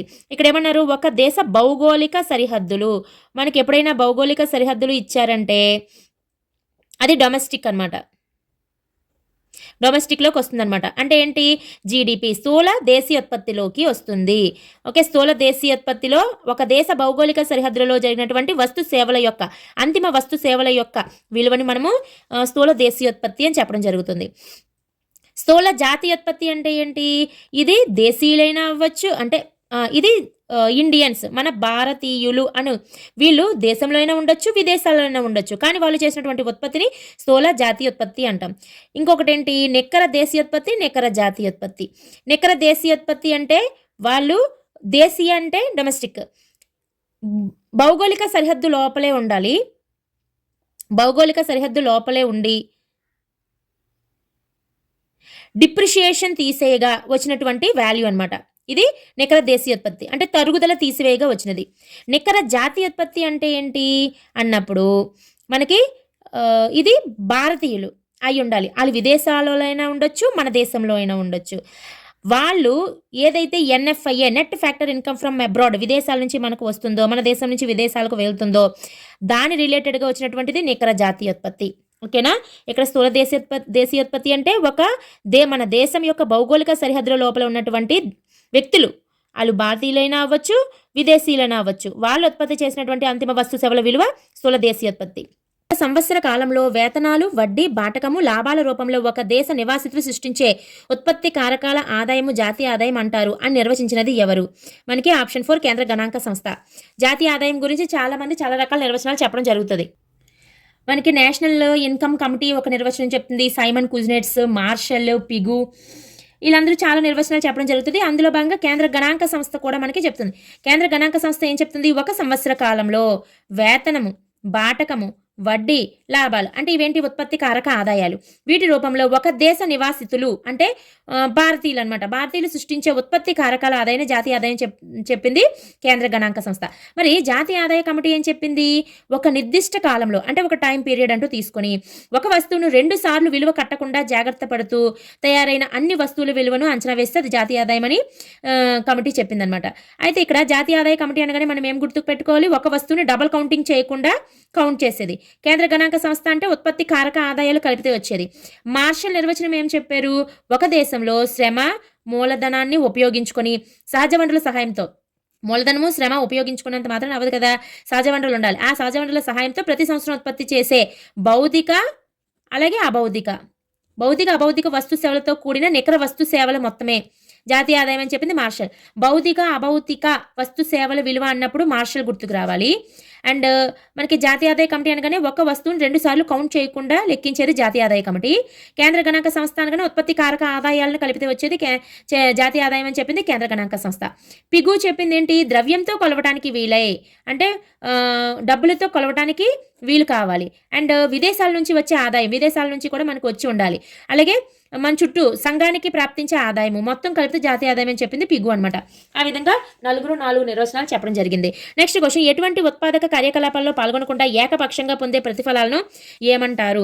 ఆప్షన్ 1 బదిలీ చెల్లింపులు, ఆప్షన్ 2 వేతనాలు, ఆప్షన్ 3 కార్పొరేట్ పనులు, ఆప్షన్ 4 పంచిపెట్టబడి లాభాలు. ఎటువంటి ఉత్పాదక కార్యక్రమాల్లో పాల్గొనకుండా, ఉత్పత్తిలో పాల్గొనవేంటి? బదిలీ చెల్లింపులు. పాల్గొననివి అసలు ఎటువంటి ఉత్పత్తిలో కూడా పాల్గొవు, అటువంటివేంటి? బదిలీ చెల్లింపులు. నెక్స్ట్ క్వశ్చన్, జాతీయ ఆదాయ అంచనా కమిటీని భారత ప్రభుత్వం ఎవరి అధ్యక్షతన ఏర్పాటు చేసింది? SK Ghosh, DR Gadgil, JR Hicks, PC Mahalanobis. Right answer is PC Mahalanobis. 1949 August 4వ తేదీన మనకి జాతీయ ఆదాయ అంచనా కమిటీని ఏర్పాటు చేయడం జరిగినది. ఈ జాతీయ ఆదాయ అంచనా కమిటీకి అధ్యక్షులుగా ఉన్నది ఎవరు? పిసి మహల్నోబిస్. అందులో సభ్యులు డిఆర్ గాడ్గిల్ ఒకరును, వికేఆర్వి రావు ఒకరు. వికేఆర్వి రావు వీళ్ళిద్దరూ కూడా సభ్యులుగా ఉన్నారు. సో ఇక్కడ మనకి వికేఆర్వి రావు, డిఆర్ గాడ్గిల్ ఇద్దరు కూడా ఇందులో సభ్యులు. వీళ్ళతో పాటు సలహాలు ఇచ్చే వాళ్ళు కూడా, సలహాదారులు కూడా ఉన్నారు. ఎవరెవరు? సైమన్ కుజ్నెట్స్ ఒకరు, అండ్ స్టోన్ ఒకరు, అండ్ డెర్క్సన్ ఒకరు. సైమన్ కుజ్నెట్స్, స్టోను అండ్ డెర్క్సన్ వీళ్ళు ముగ్గురు కూడా సలహాదారులు ఈ కమిటీలో. సో మనకి PC Mahalanobis is the right answer. Next question, జాతీయ ఆదాయంలో మినహాయించాల్సినవి ఏవి? లాటరీల ద్వారా వచ్చే ఆదాయము, షేర్ల అమ్మకం ద్వారా వచ్చే ఆదాయము, పాత యంత్రాలు అమ్మితే వచ్చే ఆదాయము. ఆప్షన్ 4 పైవన్నీ. రైట్ ఆన్సర్ ఇస్ పైవన్నీ. లాటరీలు, గ్యాంబ్లింగ్ అండ్ గుర్ర పందాలు, జోదము ఇలాంటివి ఏవే ఇల్లీగల్ యాక్టివిటీస్ ఏం జరిగినా ఆదాయం లెక్కించరు. షేర్లు అమ్మడం ద్వారా వచ్చేటువంటి ఆదాయం కూడా లెక్కించరు. ఎందుకంటే అది షేర్లు కానీ బాండ్లు కానీ వీటిపై వ్యయం లెక్కించకూడదు. ఎందుకని? యాజమాన్యం మాత్రమే బదిలీ అవుతుంది కానీ ఎలాంటి కొత్త ఆస్తులు ఏవి ఉత్పత్తి కావు వీటి వల్ల. షేర్లు అమ్మడం వల్ల ఆస్తి ఏమైనా కొత్తగా ఉత్పత్తి అవుతుందా? అవ్వదు. జస్ట్ ఒకరి పేరు మీద ఉన్న షేర్ ఇంకొకరి పేరు మీదకి వెళ్తుంది అంతే.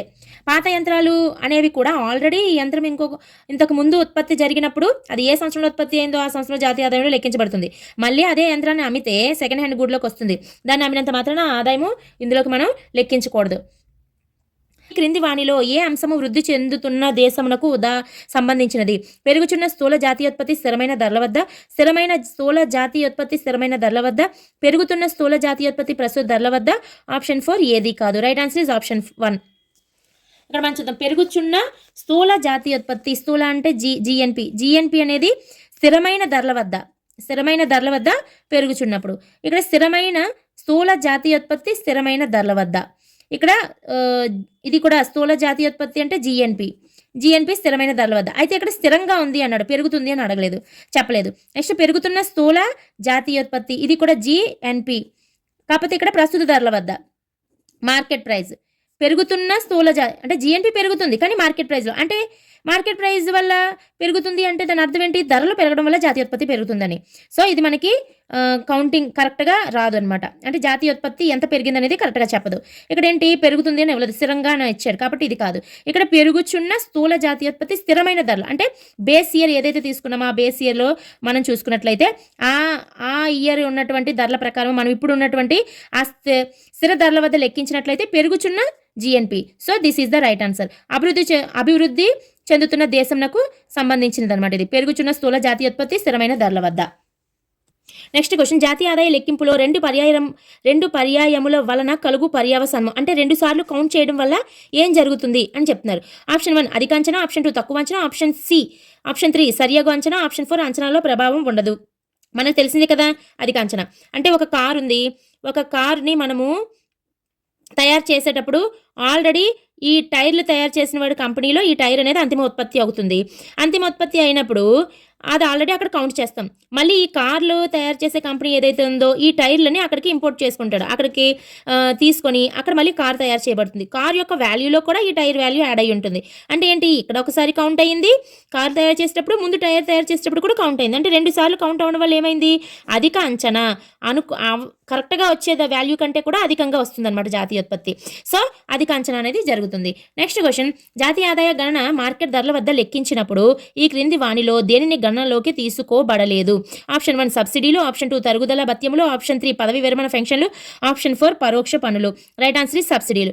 జాతీయ ఆదాయ గణన మార్కెట్ ధరల వద్ద లెక్కించినప్పుడు మనకి సబ్సిడీలు ఉండవు. మార్కెట్ ధరకి ఫ్యాక్టర్ కాస్ట్కి మనం డిఫరెన్స్ అనేది చూసాం. మార్కెట్ ధరలో మనకి సబ్సిడీలు ఉండవు కాబట్టే ఫ్యాక్టర్ కాస్ట్ రావాలి అంటే ఇక్కడ మార్కెట్ ధరల నుంచి ట్యాక్సెస్ తీసేయాలి, సబ్సిడీలు యాడ్ చేయాలి. సబ్సిడీస్ అనేవి జాతీయ ఆదాయంలో ఉండవు. మార్కెట్ ధరల జాతీయ ఆదాయంలో గణన చేయరు ఈ సబ్సిడీలని, కాబట్టి ఈ సబ్సిడీలను యాడ్ చేస్తాము, ఇండైరెక్ట్ ట్యాక్సెస్ తీసేస్తాం, అప్పుడు ఫ్యాక్టర్ కాస్ట్ వస్తుంది అనమాట. సో ఇక్కడ మార్కెట్ ధరల వద్ద లెక్కించినప్పుడు దేని పరిగణనలోకి తీసుకొనబడలేదు అన్నప్పుడు సబ్సిడీస్ మార్కెట్ ప్రైస్లో ఉండవు. ఓకే, పదవి విరమణ పెన్షన్లు, పరోక్ష పన్నులు, తరుగుదల భత్యములు. ఇది పదవి విరమణ పెన్షన్లు అనేవి మనకి బదిలీ చెల్లింపుల్లోకి వస్తాయి. బదిలీ చెల్లింపులు అనేవి అసలు జాతీయ ఆదాయంలో కౌంట్ చేయరు. ఇక్కడ సబ్సిడీలు వచ్చేటప్పటికి మనకి ఫ్యాక్టర్ కాస్ట్ కావాలి అనుకున్నప్పుడు కంపల్సరీగా సబ్సిడీస్ అనేవి యాడ్ చేస్తారు. కాబట్టి మనకి లాస్ట్లో జాతీయ ఆదాయము ఎన్ఎన్పి ఫ్యాక్టర్ కాస్ట్ కావాలన్నప్పుడు మరి మార్కెట్ ప్రైస్లోంచి నెట్ ఇండైరెక్ట్ ట్యాక్సెస్ తీసేస్తేనే కదా మనకి ఎన్ఎన్పి ఫ్యాక్టర్ కాస్ట్ వస్తుంది. అంటే ఏంటి, సబ్సిడీస్ యాడ్ చేస్తున్నామని. ఫైనల్ జాతీయ ఆదాయంలో సబ్సిడీస్ యాడ్ అవుతున్నాయి. అయితే ఇక్కడ మార్కెట్ ప్రైస్లో లేనిది అన్నప్పుడు మాత్రం మార్కెట్ ప్రైస్లో సబ్సిడీస్ అనేవి ఉండవు. పరోక్ష పన్నులు ఆల్రెడీ మార్కెట్ ప్రైస్లో ఉంటాయి, మనం తీసేస్తాం ఫ్యాక్టర్ కాస్ట్ రావడం కోసం. ఓకే, ఇక్కడ పదవి విరమణ పెన్షన్ అనేవి బదిలీ చెల్లింపులు, ఇవి మనం అసలు స్టార్టింగ్ నుంచి కూడా కౌంట్ చేయము. నెక్స్ట్ క్వశ్చన్, ప్రజలపై ప్రభుత్వం విధించే పన్నులు తగ్గించేది ఆస్తులు, అప్పులు, డిపాజిట్లు అండ్ ద్రవ్యము. ఆప్షన్ 4 ద్రవ్యము. ప్రజలపై ప్రభుత్వం విధించే పన్నులు తగ్గించేది ఆస్తులను తగ్గిస్తుందా, అప్పులను తగ్గిస్తుందా, డిపాజిట్లా, ద్రవ్యాన్ని తగ్గిస్తుంది. అంటే ఏంటి, ప్రజలు పన్నులు ఎక్కువ కట్టారనుకోండి, వాళ్ళ యొక్క వినియోగ శక్తి అనేది, కన్జంప్షన్ అనేది తగ్గుతుంది అంటే ఏంటి, మనీ ఫ్లో అనేది తగ్గుతుంది. సో దేన్ని తగ్గిస్తుంది, ద్రవ్యాన్ని తగ్గిస్తుంది. అంటే సమాజంలో మన మధ్య ఉన్నటువంటి డబ్బు ఏదైతే ఉందో ఆ డబ్బును తగ్గిస్తుంది అనమాట. ద్రవ్య ప్రవాహాన్ని తగ్గిస్తుంది, ప్రవాహ వేగాన్ని తగ్గిస్తుంది. ఏంటి, పన్నులు. అదే పన్నులు తక్కువ ట్యాక్సెస్ విధించారనుకోండి, అప్పుడు వాళ్ళ దగ్గర ఎక్కువ అమౌంట్ వినియోగానికి చేతిలో ఉంటుంది. సో దానివల్ల ఏమవుతుంది, ద్రవ్య ప్రవాహ వేగం అనేది పెరుగుతుంది, అందరి మధ్య ఫ్లో అనేది ఎక్కువగా ఉంటుందన్నమాట. సో ఇక్కడ ప్రభుత్వం విధించే పన్నులు ఏం చేస్తుంది, ద్రవ్యాన్ని తగ్గిస్తుంది. నెక్స్ట్, జాతీయ ఆదాయ అంచనాలో ఎగుమతులు చేర్చబడని పద్ధతి. ఆప్షన్ 1 వ్యయ పద్ధతి, ఉత్పత్తి పద్ధతి, గుణించు పద్ధతి, ఆదాయ పద్ధతి. జాతీయ ఆదాయ అంచనాలో ఎగుమతులను చేర్చిన పద్ధతి ఏది అని అడుగుతున్నాడు.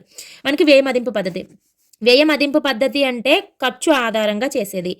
మనకి వ్యయ మదింపు పద్ధతిలో ఒకటి గణిస్తాము మన దేశంలోనే యాక్చువల్గా. అదేంటంటే నిర్మాణ రంగంలో గ్రామీణం, రూరల్ నిర్మాణ రంగం అనేది కౌంట్ చేస్తాం.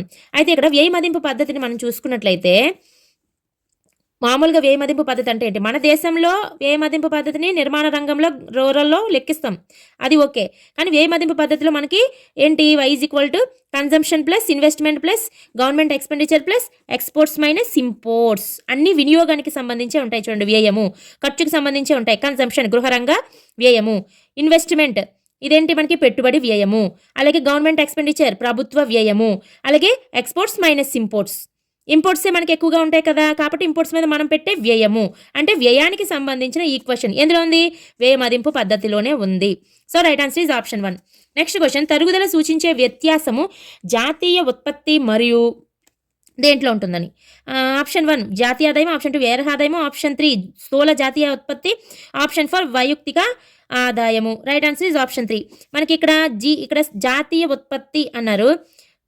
తరుగుదల అనేది వేటి మధ్య వ్యత్యాసంలో ఉంటుంది అని అడిగారనమాట.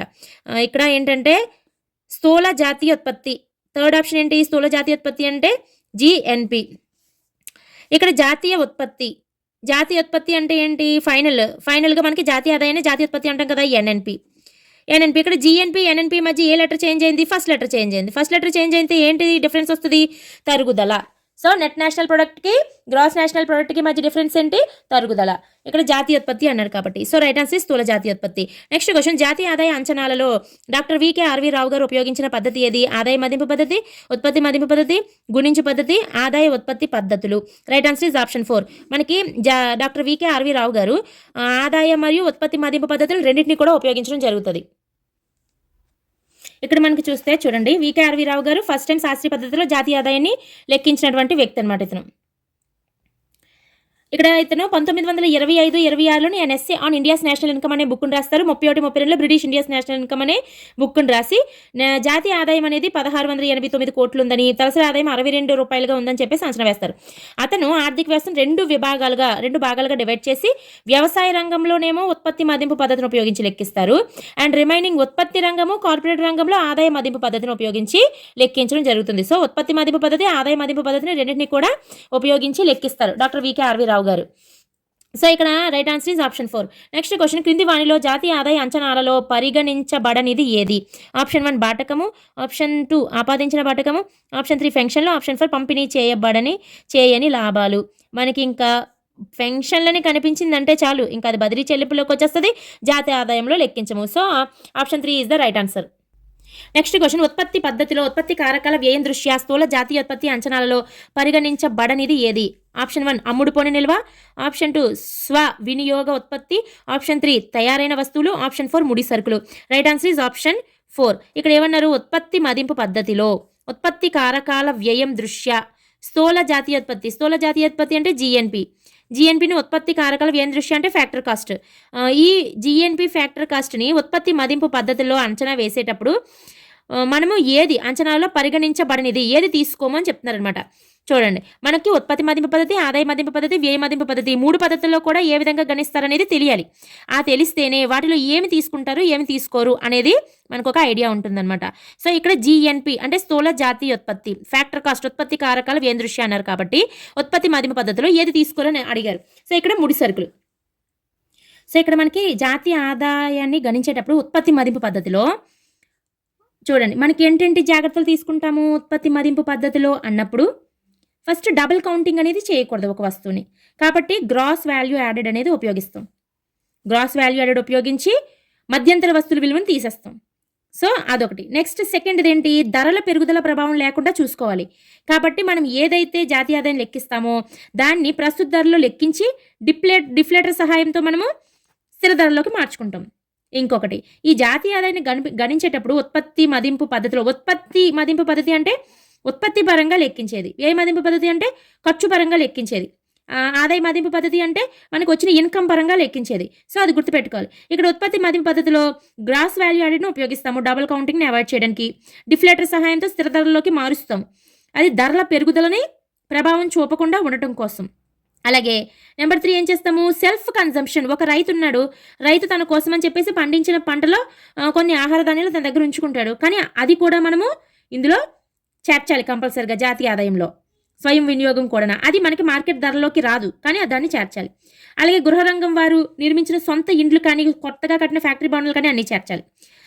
ఒక యజమాని సొంతంగా ఉంటున్న ఇంటి సేవలు ఉంటాయి కదా, imputed rent, owner occupied houses అంటారు, వీటిని కంపల్సరిగా చేర్చాలి. గృహిణి సేవలు చేర్చరు, గృహిణి సేవలు అనేవి చేర్చరు, జాతీయ ఆదాయ పరిధిలోకి చేర్చుకోరు. కానీ అదే గృహిణి వేరే దగ్గర అంటే రెస్టారెంట్స్లో కానీ ఇంకెక్కడైనా సర్వీస్ చేసినట్లయితే ఉత్పత్తిలో పాల్గొంటుంది కాబట్టి అవి చేరుస్తారు. సెకండ్ హ్యాండ్ గుడ్స్ చేర్చరు, కానీ వాటిని అమ్మేటప్పుడు మధ్యలో కమిషన్ ఏదైనా వస్తే కమిషన్ చేర్చుతారు. బాండ్స్ షేర్స్ చేర్చరు అమ్మకాలు, ఎందుకనంటే అది ఒకరి చేతి నుంచి ఇంకొకరి చేతికి మారుతుంది తప్ప కొత్తగా ఆస్తిని సృష్టించబడదు. కానీ మధ్యలో బ్రోకరు ఎవరైతే ఈ సర్వీసెస్ చేయడం వల్ల కమిషన్ తీసుకుంటారో అది మాత్రం లెక్కిస్తారు. ఇవన్నీ కూడా మనకి ఉత్పత్తి మదింపు పద్ధతిలో తీసుకుంటారనమాట. అయితే ఇక్కడ ముడి సరుకులు అనేది ఏంటి? రా మెటీరియల్ అంటే మధ్యంతర వస్తువులు. మనం ఏమనుకున్నాము? గ్రాస్ వాల్యూ యాడెడ్ అనేది ఉపయోగిస్తారు, అంటే ఒక వస్తువుని 2 సార్లు లెక్కించకుండా ఉండడం కోసం ఈ మధ్యంతరంగా ఉపయోగించినటువంటి ముడి సరుకుల విలువను ఫైనల్గా వచ్చినటువంటి జాతీయ ఆదాయంలోంచి మధ్యంతర వస్తువుల విలువను తీసివేస్తాం. ఉత్పత్తి మదింపు పద్ధతిలో. సో ఇది ఉండదన్నమాట, పరిగణించబడనిది. ఇక్కడ చూడండి, స్వ వినియోగ ఉత్పత్తి. ఒక రైతు తన పంట పండించినప్పుడు మార్కెట్ ధరలోకి వచ్చింది మాత్రమే లెక్కించకుండా తన సొంత వినియోగానికి ఉంచుకున్న ఉత్పత్తి కూడా లెక్కించబడుతుంది. తయారైన వస్తువులు, ఏది మనం ఉత్పత్తి మదింపు పద్ధతి అంటే ఫైనల్ ప్రొడక్షన్ గురించి కదా మాట్లాడుకుంటున్నాం. మరి తయారైన వస్తువులు అన్నీ వస్తాయి. అదేవిధంగా అమ్ముడు పోని నిల్వ, ఉత్పత్తి అయ్యింది, ఆ ఇయర్లో ప్రొడక్షన్ జరిగింది అంటే అది అమ్మకం జరిగినా జరగకపోయినా, ప్రొడక్షన్ అయ్యింది అంటే కంపల్సరీగా అది జాతీయ ఆదాయ గణంలోకి వస్తుంది. సో ఇక్కడ ముడి సరుకులు అనేవి మధ్యంతర వస్తువులు అనేవి రావు. So right answer is option 4. And వాస్తవిక ఆదాయ వృద్ధి రేటు దేనికి సమానము? ద్రవ్య ఆదాయ వృద్ధి రేటు మైనస్ ద్రవ్యోల్బణ వృద్ధి రేటు, ద్రవ్య ఆదాయ వృద్ధి రేటు మైనస్ జనాభా వృద్ధి రేటు, ద్రవ్య ఆదాయ వృద్ధి రేటు మైనస్ ప్రతి ద్రవ్యోల్బణ రేటు, ద్రవ్య ఆదాయ వృద్ధి రేటు మైనస్ పెట్టుబడి వృద్ధి రేటు. రైట్ ఆన్సర్ ఈజ్ ద్రవ్య ఆదాయ వృద్ధి రేటు మైనస్ ద్రవ్యోల్బణ రేటు. తీసివేస్తే మనకి వాస్తవ ఆదాయ వృద్ధి రేటు అనేది వస్తుంది. So right answer is option 1. Next question, భారతదేశంలో జాతీయ ఆదాయాన్ని గణించే పద్ధతి ఉత్పత్తి మదింపు పద్ధతి, ఆదాయ మదింపు పద్ధతి, వ్యయ మదింపు పద్ధతి, పైవనిని. రైట్ ఆన్సర్ ఈజ్ ఆప్షన్ 4 పైవని. నెక్స్ట్ క్వశ్చన్, వినియోగ వ్యయము మరియు పొదుపు మొత్తం దీనికి సమానము? ఉత్పత్తి కారకాల ఎగుమతుల దృష్ట్యా స్థూల జాతీయోత్పత్తి, ఉత్పత్తి కారకాల వ్యయం దృష్ట్యా నికర జాతీయోత్పత్తి, వ్యక్తి వ్యయార్హ ఆదాయము, వ్యక్తి ఆదాయము. నిన్న అంటే ముందు వీడియోలో మనం మాట్లాడినప్పుడు నేను ఒక దగ్గర చెప్పాను, వ్యయార్హ ఆదాయము అంటే వినియోగము ప్లస్ పొదుపు అని చెప్పబడుతుంది అని. సో ఇక్కడ వినియోగ వ్యయము ప్లస్ పొదుపు రెండు కలిపితే దేనికి సమానము? వ్యయార్హ ఆదాయానికి సమానము. అంటే మనకి వ్యష్టి ఆదాయంలోంచి వ్యష్టి పన్నులు తీసివేయగా వ్యయార్హ ఆదాయం అంటే వ్యష్టి ఆదాయంలోంచి వ్యష్టి పన్నులు, అలాగే ప్రభుత్వ పరిపాలనా విభాగ ఇతర రాబడులు అంటే ఫీజులు కానీ పెనాల్టీలు కానీ ఇవన్నీ తీసివేయగా మనకి వ్యయార్హ ఆదాయం వస్తుంది. వ్యయార్హ ఆదాయం అంటే ఏంటి? తాను ఖర్చు పెట్టడానికి చేతిలో సిద్ధంగా ఉన్నటువంటి అమౌంట్ అనమాట. అయితే అది మొత్తము ఖర్చు పెట్టడం, కొంత పొదుపు రూపంలో పొదుపు చేస్తారు, కొంత ఖర్చు పెట్టుకుంటారు. అందుకే ఈ వినియోగం ఏదైతే వ్యయార్హ ఆదాయంలో, ఈ వ్యయార్హ ఆదాయమే వస్తు సేవలకు ఉండగల డిమాండ్ అని చెప్తాం. ఎందుకని? ఈ వినియోగం పెరిగే కొద్దీ వస్తు సేవల డిమాండ్ పెరుగుతుంది, వినియోగం తగ్గే కొద్దీ వస్తు సేవల డిమాండ్ అనేది తగ్గుతుంది. అంటే ఒక వస్తువుకి డిమాండ్ పెంచాలా తగ్గించాలా అనేది డిసైడ్ చేసేది ఏంటి? వ్యయార్హ ఆదాయంలో ఉన్నటువంటి వినియోగమే డిసైడ్ చేస్తుంది. సో ఇక్కడ వినియోగము ప్లస్ పొదుపు అంటే మనకి వ్యయార్హ ఆదాయము. నెక్స్ట్ క్వశ్చన్, మార్కెట్ ధరలలో నికర జాతీయ ఉత్పత్తి విలువ. మార్కెట్ ధరలలో స్థూల జాతీయోత్పత్తి ప్లస్ తరుగుదల, మార్కెట్ ధరలో స్థూల జాతీయోత్పత్తి మైనస్ తరుగుదల, మార్కెట్ ధరలో స్థూల జాతీయోత్పత్తి మైనస్ తరుగుదల మైనస్ పరోక్ష పన్నులు. ఆప్షన్ 4 ఏది కాదు. Right answer is option 2. ఇక్కడ మనకి చూద్దాం, మార్కెట్ ధరలో నికర జాతీయోత్పత్తి. నికర జాతీయోత్పత్తి అంటే నికర అంటే జాతీయోత్పత్తి అంటే ఎన్ఎన్పి మార్కెట్ ప్రైస్ విలువ అని అడిగాడు. ఇక్కడ చూద్దాం, ఫస్ట్ ఆప్షన్ ఏంటి? మార్కెట్ ధరలో స్థూల జాతీయోత్పత్తి. స్థూల అంటే GNP market price plus depreciation అని అన్నారు. ఓకే, మనకి డిప్రిషియేషన్ అనేది గ్రాస్లో ఉంటుంది, గ్రాస్లోంచి తీసివేస్తేనే నెట్ వస్తుంది. అప్పుడు ఇక్కడ ఎడిషన్ ఇచ్చారు కాబట్టి రాంగ్. నెక్స్ట్ది, మార్కెట్ ధరలో స్థూల జాతీయోత్పత్తి అంటే స్థూల అంటే GNP market price minus depreciation. Okay, ఇక్కడ గ్రాస్లో డిప్రిషియేషన్ ఉంటుంది కాబట్టి గ్రాస్ జిఎన్పి మార్కెట్ ప్రైస్లోంచి మనకి డిప్రిషియేషన్ తీసేస్తే ఎన్ఎన్పి మార్కెట్ ప్రైస్ వస్తుంది. అంటే ఇక్కడ మార్కెట్ ప్రైస్ ఇచ్చాడు కాబట్టి ఈ రెండింటి మధ్య డిఫరెన్స్ చూడాల్సిన అవసరం లేదు. మనం దేనికి డిఫరెన్స్ చూడాలి? ఎన్ఎన్పికి అండ్ జిఎన్పికి డిఫరెన్స్ చూడాలి. ఇక్కడ ఫస్ట్ లెటర్ కదా చేంజ్ అయింది, ఫస్ట్ లెటర్ చేంజ్ అయిందంటే డిప్రిషియేషన్ అనేది తేడా. అయితే అది ఎందులోంచి తీయాలనేది కూడా గుర్తుపెట్టుకోవాలి కదా. గ్రాస్లోంచి తీయాలా నెట్లోంచి తీయాలా? గ్రాస్లో యాడ్ అయ్యి ఉంటుంది డిప్రిషియేషన్, గ్రాస్లోంచి తీస్తే నెట్ వస్తుంది అనమాట. So option 2 is the right answer. Next కూడా ఒకసారి చూద్దాం, మార్కెట్ ధరల్లో స్థూల జాతీయ ఉత్పత్తి అంటే GNP market price minus depreciation minus పరోక్ష పన్నులు అంటే ఇండైరెక్ట్ ట్యాక్సెస్. మనకి డిప్రిషియేషన్ ఇండైరెక్ట్ ట్యాక్సెస్తో సంబంధించి ఫార్ములా అనేది ఉండదు. సో ఇది కూడా రాంగ్, ఏది కాదు కూడా లేదు కాబట్టి option 2 is the right answer. Next question, 4 రంగాల స్థూల